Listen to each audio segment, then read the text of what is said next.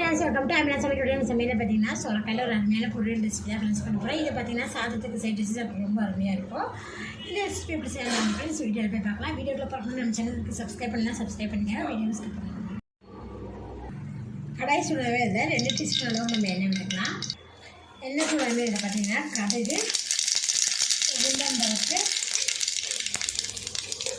கடலைப்பருப்பு, கொஞ்சமாக ஒரு பெரிய வெங்காயத்தை பார்த்தீங்கன்னா பொடியாக கட் பண்ணி வச்சுருக்கேன். வெங்காயம் பார்த்தீங்கன்னா ஓரளவுக்கு நல்லா வதங்கி வந்துடுச்சு. இப்போ இது கூட பார்த்தீங்கன்னா ஒரு தக்காளி பழத்தை பொடியாக கட் பண்ணி வச்சுருக்கேன். அதை தக்காளி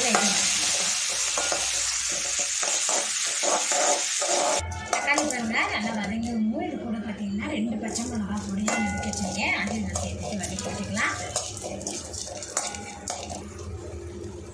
5 பல்லு பூண்டு பார்த்தீங்கன்னா நசுக்கி வச்சுருக்கேன். அதையும் ஆட் பண்ணிக்கலாம். பூண்டோட பச்சாசை போகிற அளவுக்கு பார்த்தீங்கன்னா நல்லா வதக்கி விட்டுட்டேன். இப்போ இது கூட பார்த்தீங்கன்னா நான் ஒரு சொரக்காய் பாருங்கள் 300 கிராம் அளவுக்கு பார்த்தீங்கன்னா சொரக்காயை பார்த்தீங்கன்னா நல்லா பொடியாக கட் பண்ணி வச்சுருக்கேன். அதில் வச்சுக்கலாம். நான் பொடியாக கட் பண்ணி போடும்போது உங்களுக்கு பார்த்தீங்கன்னா காய் சீக்கிரம் வெந்துடும், சாப்பிட்றதுக்கு ரொம்ப நல்லாயிருக்கும். இதோட நல்லா மிக்ஸ் பண்ணிட்டு வதக்கிக்கலாம். காய் பாருங்க நல்லா வதக்கி விடுவேன். இப்போ இது கூட நான் தேவையான அளவுக்கு சால்ட் ஆட் பண்ணிக்கிறேன்.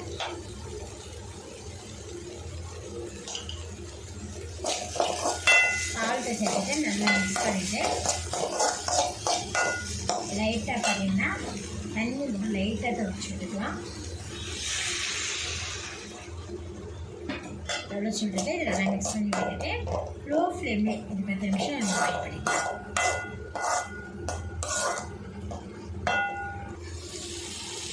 10 நிமிஷம் லோ ஃப்ளேம்லேயே பார்த்தீங்கன்னா மூடி வச்சுட்டேன். நல்லா குக் ஆகிடுச்சு பாருங்கள். சொரக்காய் மசாலா வச்சு நல்லாவே வெந்துருச்சு. இப்போ இது கூட பார்த்தீங்கன்னா நம்ம புளியெல்லாம் கொத்தமல்லி வச்சுக்கலாம். இதில் பார்த்தீங்கன்னா நான் மஞ்சத்தூள், மிளகாத்தூள், மல்லித்தூள் எந்த பொடியுமே சேர்த்தாமல் வெறும் வெங்காயம், தக்காளி, பச்சை மிளகா அது மட்டுமே நம்ம போட்டிருக்கோம்.